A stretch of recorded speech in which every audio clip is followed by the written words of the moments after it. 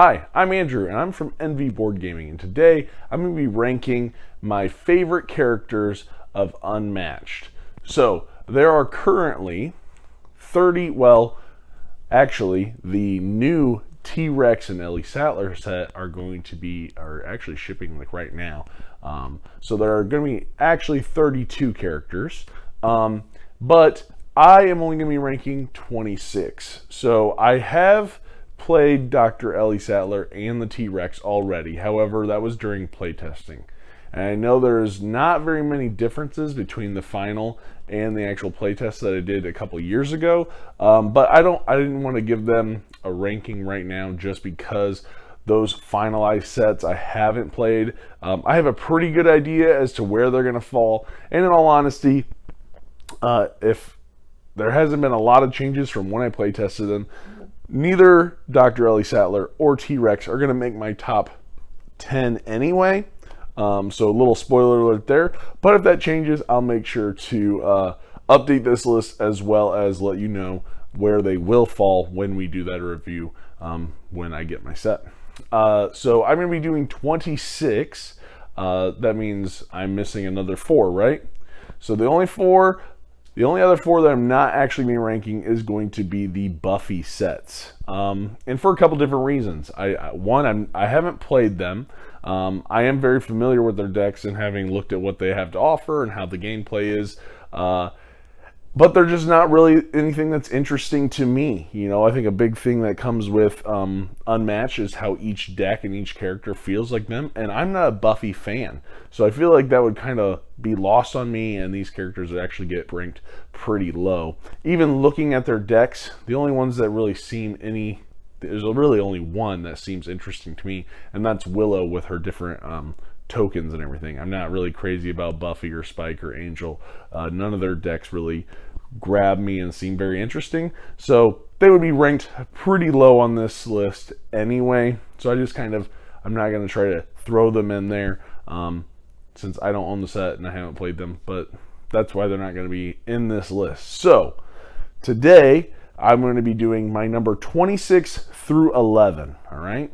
And then after that, Samantha's going to join me, and we're going to do our top 10 list for our favorite Unmatched characters. So, and keep that in mind, these are our favorite characters, the ones that we really like, that fit our playstyle when it comes to this game.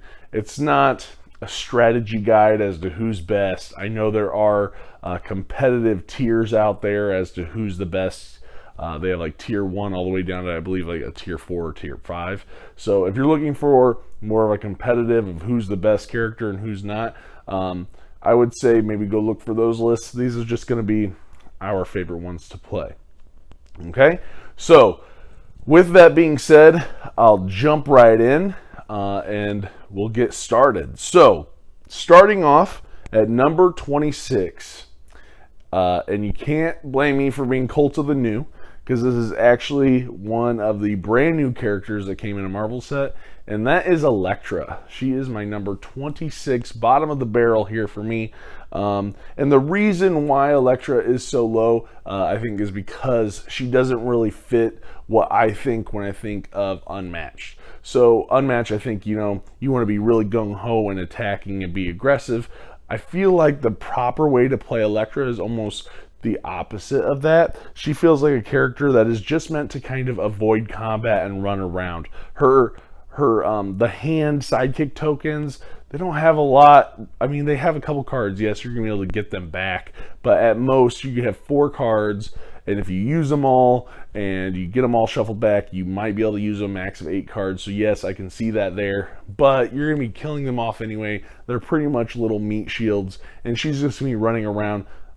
To me, it feels like trying to get your opponent to waste a lot of their deck and kind of outlast and make them tired to the point to where then she can jump in and hit with her really heavy-hitted combat cards. So yeah, I thought she was really thematic. I really like the idea of the resurrection. It's really cool. But I think if you die too early, then you really set yourself up for failure. So you kind of have to run around a little bit and waste your hand and kind of use that meat shield, which to me doesn't really play to the spirit of my game.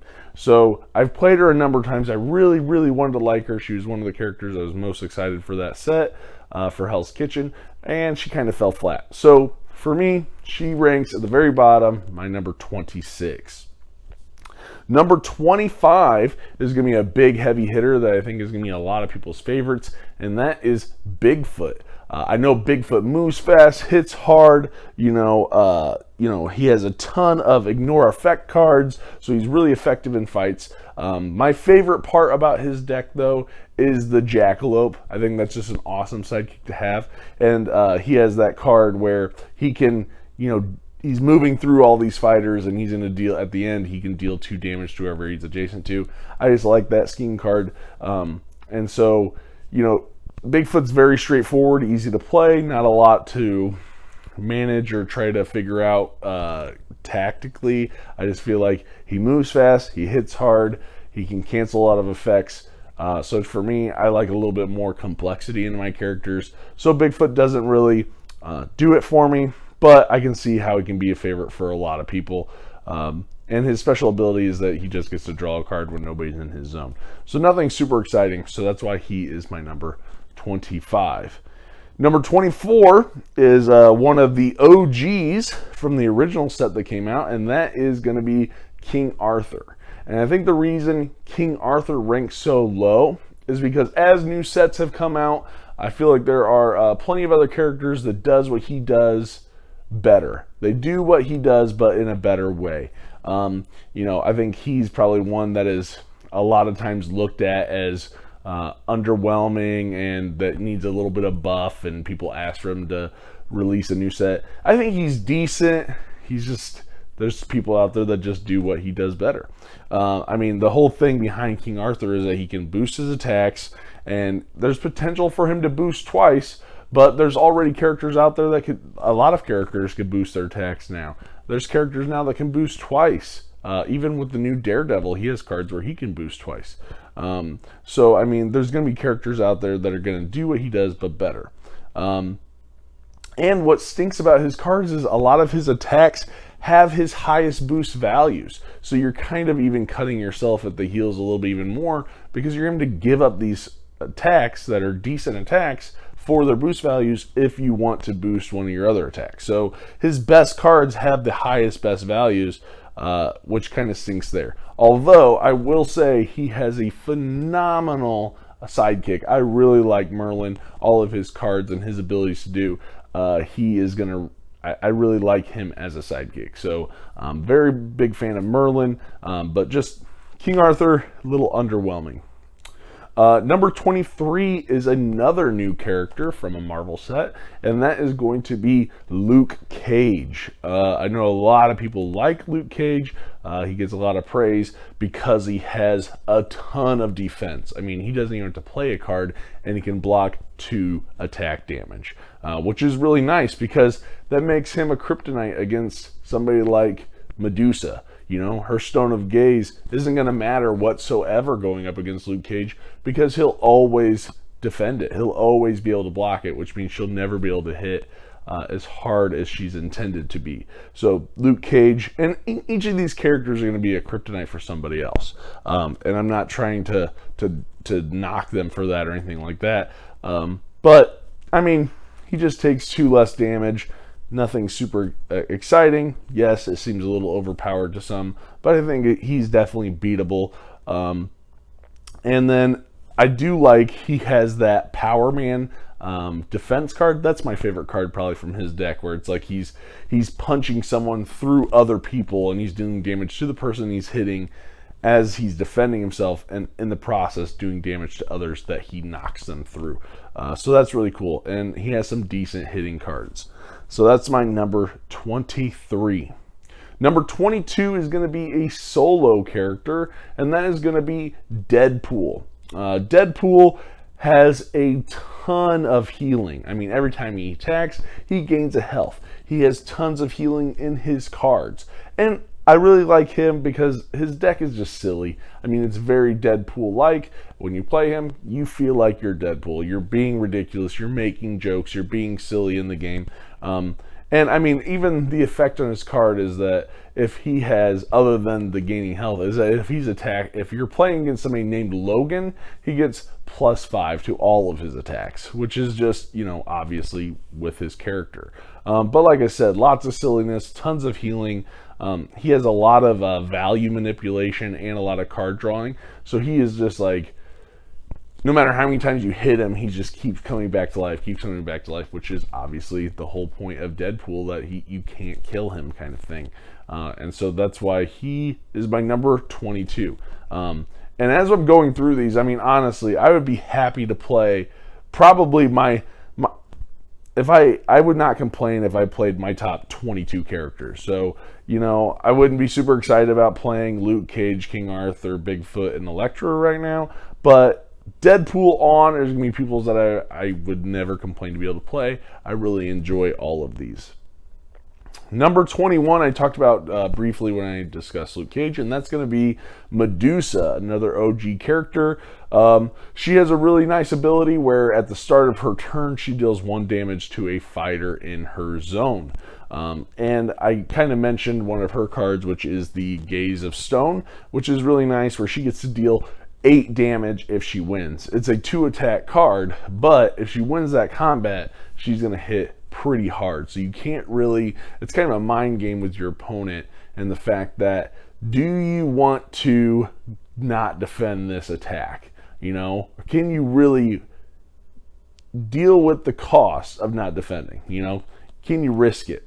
So I really like that idea, and kind of almost playing that meta game and trying to get into your opponent's head. But she has also plenty of like opponent discard effects as well, which is nice. She has lots of draws and movements in her deck, and also extra damage in her zone with her scheme cards. All right, so that's my number 21 with Medusa. Number 20 was one that I wasn't very fond of when I first started playing him, but as I've played him more, I've become more and more excited to play him, and that is going to be Robin Hood. And the reason why I think I'm excited to play him is because with Robin Hood, I almost focus more on my use of the Outlaws than I actually do of Robin Hood. So he has a ton of card drawing. You will have cards for days, but with that, you have to be sure that you're not burning through your deck too fast. Does have boosting attacks with your opponent's cards, which is always nice, when you don't have to burn your own cards, but you can burn your opponent's cards to make your attacks even better. And he can move twice after every single attack, so he has tons of movement so long as he's attacking. But the thing with him, when you're going up against him, is you cannot ignore those Outlaws. Those Outlaws, there are 4 of them, and they can be quite pesky and do some serious damage because they have some attacks where they can ignore the values and cancel effects on your cards. So I think I like the Outlaws a little bit more even than Robin Hood. I just like the way that they play, and I like how annoying they can get. And that really, to me, fills that theme of being an outlaw. So that's why Robin Hood is my number 20. Number 19 is a really awesome character, and that is the Raptors. This is the one character where you have 3 hero figures out on the board, and their focus is all going to be about positioning on the board. So being able to have all 3 of your Raptors adjacent to your target is going to increase the value of your attacks. So you're going to get that +1 for each additional adjacent Raptor to the person you're attacking. Okay, but being adjacent doesn't only add 1 to the values of each of your attacks, but it could also deal additional damage based on your card's effects, and you have to be really careful about taking damage. So this adds a new level of strategy because each of your Raptors only have 7 health, and given that a lot of your effects are going to be based on your Raptors being adjacent, if you lose a Raptor, that's going to affect your attacks, that's going to affect those effects that you're going to have on your cards, and so you really have to make sure that you can, and they have a ton of movement and being able to be adjacent to one another and move them around, and I think that's important when you're playing them.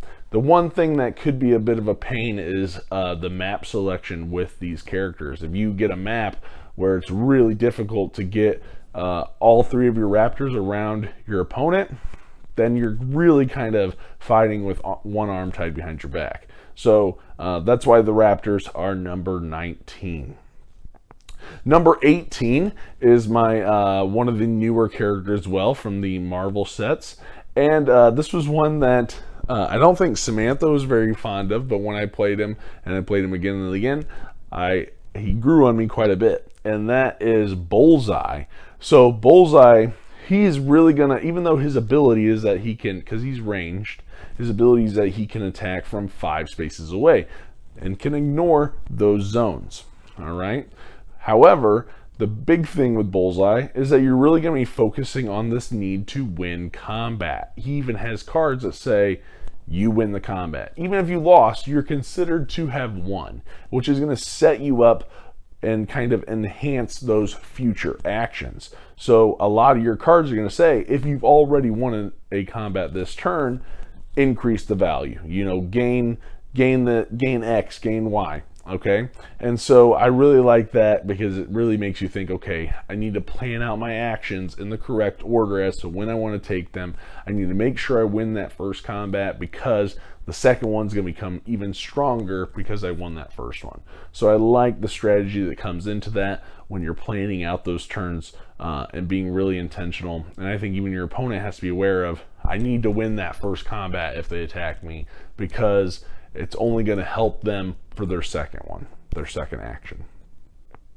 All right, so then we go on to number 17. We're going back to the very first set, and this was probably the most impressive version of this character I've seen, which is Alice. I love her mini with the giant sword. You just don't think of Alice in Wonderland having a sword that is literally like the size of her. And I really like the mechanics in this deck because it's all about timing when she is big or small. So Alice, when she is big, she gets +2 to all of her attacks. However, when she's small, she gets +1 defense, and you're really kind of managing that. Do I want to be small? Do I want to be big? And timing that correctly, because if you're big when you need to be small taking attacks, you're really going to be taking a lot more damage, and people are going to be much more enticed to come and fight you. However, if you are on the prowl and you have a ton of aggression and you can hit really hard with that +2, you definitely don't want to be small when you're trying to be aggressive.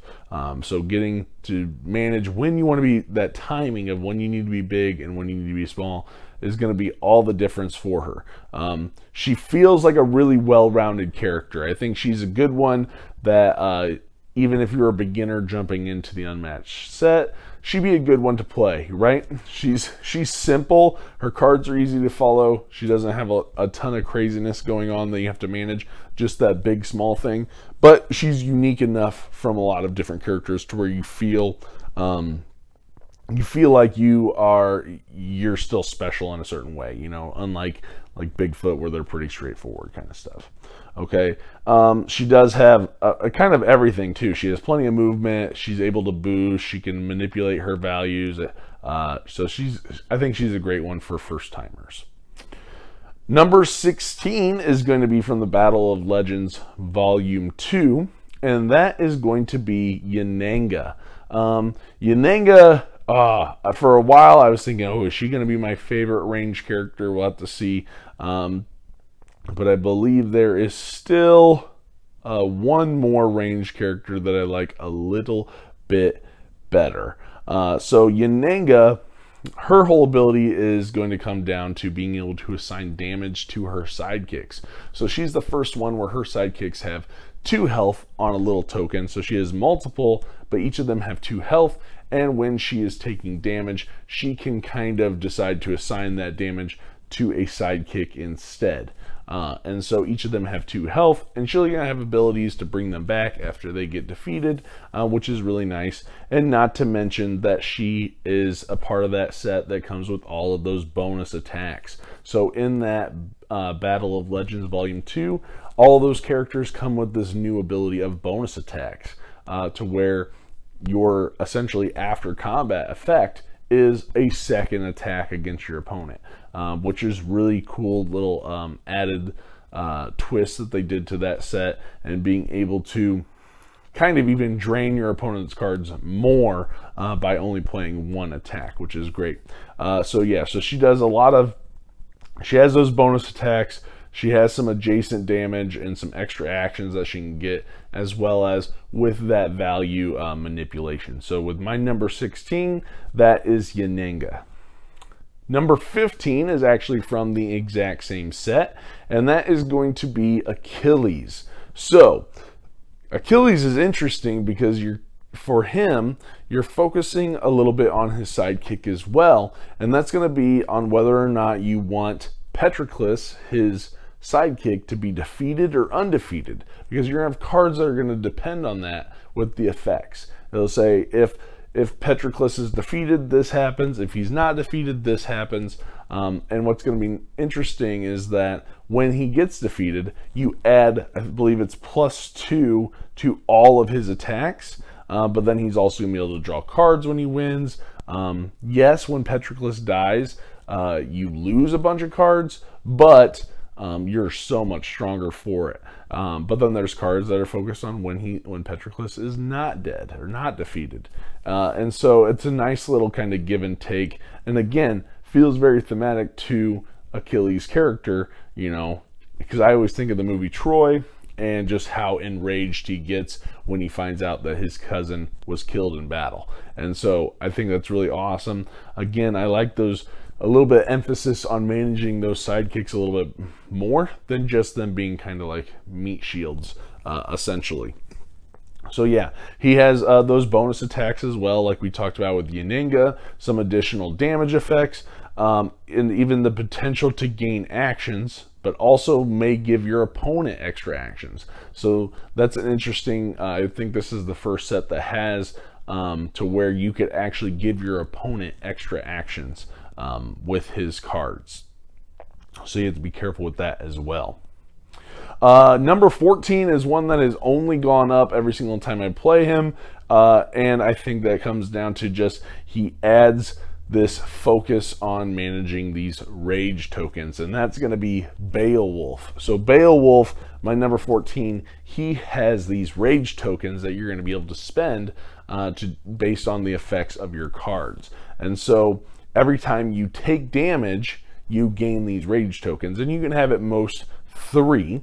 And what you're going to be able to do with these rage tokens is you can use them to change the value of your card. You can boost, you can earn different kinds of benefits and deal damage. And one thing I really like about Beowulf is the card that he has where he can essentially one-shot a sidekick. So if he wins a combat against a sidekick, he is just completely destroys them and kills them, which is really cool, because I think that makes your opponent really have to focus on, oh man, he's fighting my sidekick. I really want to make sure he doesn't hurt me, because if he does, I'm just going to lose the character altogether. Especially when you have those really good sidekicks that you got to watch out for, and making sure that Beowulf doesn't just completely one-shot them right off the board. Okay, so Beowulf is my number 14. Very interesting give and take there with those rage tokens. Number 13, I think over time may even go up more. But as of right now, I'm going to keep him at number 13. And this is from Cobble and Fog, and that's going to be Dracula. I really like Dracula, but I feel like it has to do with a lot of manipulation and deception when it comes to your opponent. So with Dracula, he has a lot of adjacency damage. So I believe at the beginning of his turn, if he's adjacent to an opponent, they take a damage. And then there's a lot of adjacency damage with him and with the sisters that he has, which are his sidekicks. So I really enjoy the manipulation in this deck. You get to use your opponent's cards to boost your attack and your defense. Not to mention that you get to make them change their attack cards, which can be so frustrating for them, because you can get them to waste some really good cards, even like those feint cards. But you have a card where it's like, oh, your opponent has to take this card back, and then you get to choose a different card for them to play. So there's a lot of manipulation there. Also, there's a potential to deal a ton of damage with his attack, where you add 1 for every single card that you discard. So if you're holding a hand of like 6-7 cards, you can really do a ton of damage. Granted, you might be out of cards, but if you can wipe them out with a 12, 13 attack, whatever it is, that would be pretty sweet, and potential for huge hits. So Dracula is my number 13. Number 12 is probably, for me, one of the harder characters for me to play, but I really like Little Red. So this will be the last one for this one, and then I got one more for this list. So Little Red is my number 12. And her whole thing is going to be kind of managing her basket. So in her deck, your discard is considered your basket, and each card is going to have a little icon that's going to tell you what's in her basket. There are 3 different things that it could be, and this is going to be very critical because your effects on your cards are going to depend on what's on the very top of your discard. And so if you do it correctly, if you can really work it right, Little Red can be a powerhouse with tons of damage, and she can potentially use attack cards as defense cards, which is really nice, and not to mention that the Huntsman as a sidekick is very solid as well. So if you can pull it off and really get it to work in your favor, Little Red is super good, but I think that it does take, at least for me, it takes a higher level of strategy and just kind of hopefully even a little bit of luck to get the right cards when you need them and having the right things in your basket at the right time. So Little Red, my number 12. And then last but not least for this list, we have my number 11, which is my highest rated range character. Some characters might have like range sidekicks, but this is going to be my highest ranked range hero, and that's going to be Robert Muldoon. If you haven't, I really like the idea of these different tokens you have to manage, as I talked about with Beowulf, and the same thing's going to be with Robert Muldoon, as he has these 8 traps that you're going to be managing and kind of putting out in the way of your opponent.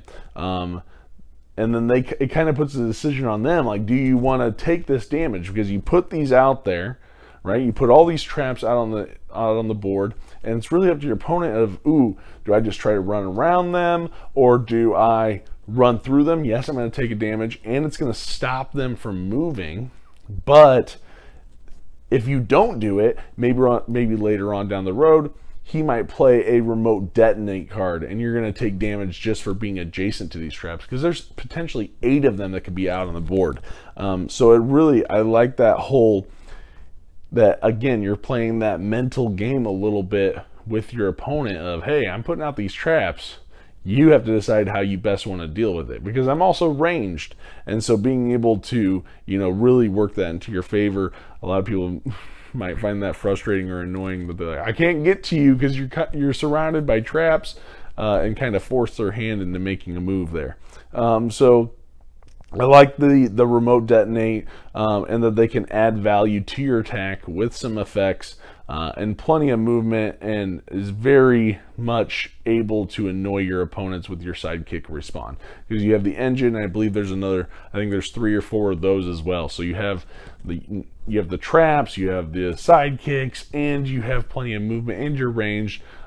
He can be a bit of a pain to go up against. So that is my number 11, Robert Muldoon. So I'm going to stop there, and then Samantha is going to join me as we do our top 10 characters from Unmatched, which I think will be really interesting, because Samantha is not big on conflict games, but this is a game that I can get her to play quite a bit, and so being able to see what her top 10 characters are going to be, I'm super excited to hear about. So come back, check those out, let me know who your favorite Unmatched character is, and we'll see you guys next time when we do our top 10. Thanks for watching.